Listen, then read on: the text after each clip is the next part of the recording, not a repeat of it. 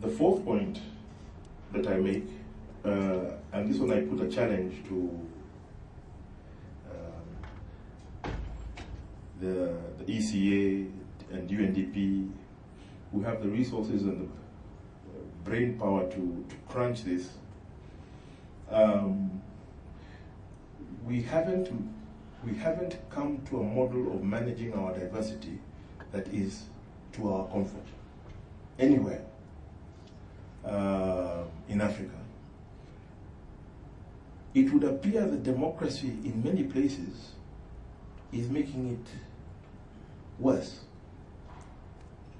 And I don't want to overemphasize the point, at the very least, has created for greater volatility in many of our countries.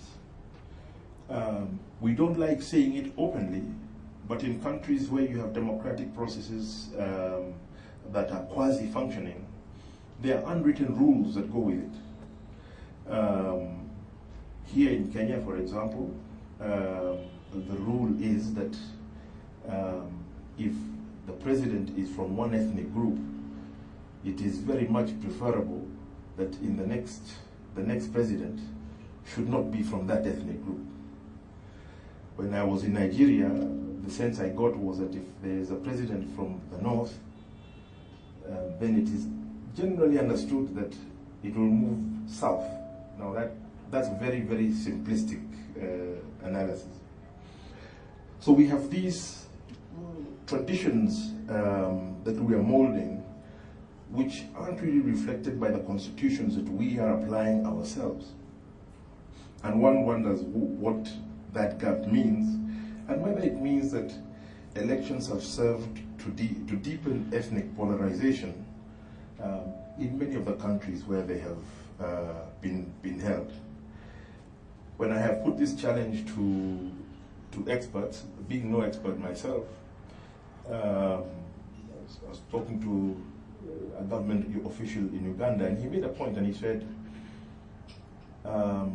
this is the cost of democratizing has been very high on some of us, very expensive. A lot of blood has been spilled. Some countries went under in the 1990s, as you know, in parts of West Africa,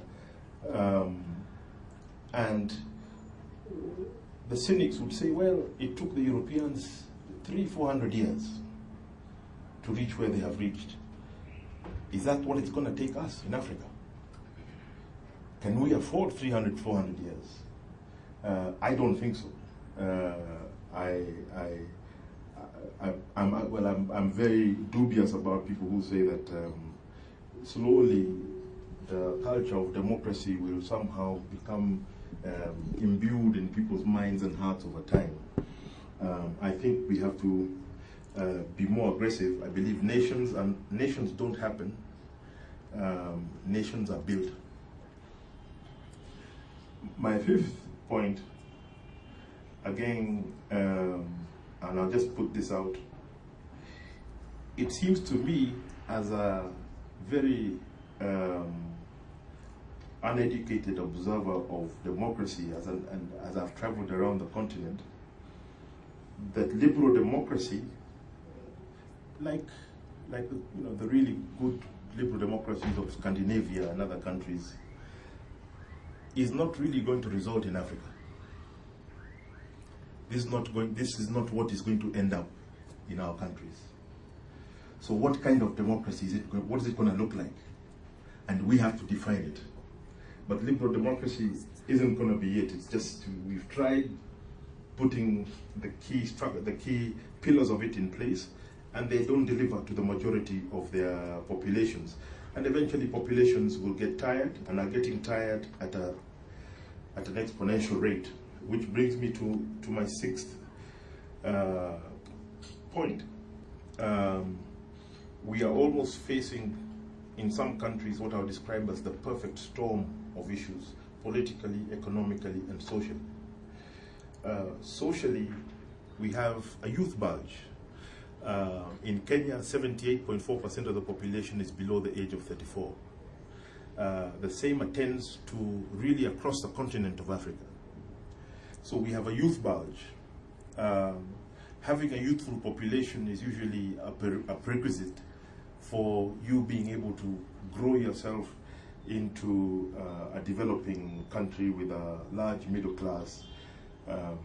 But in many of our countries, this youth bulge has become a threat because we are unable to manage it. So that's one problem.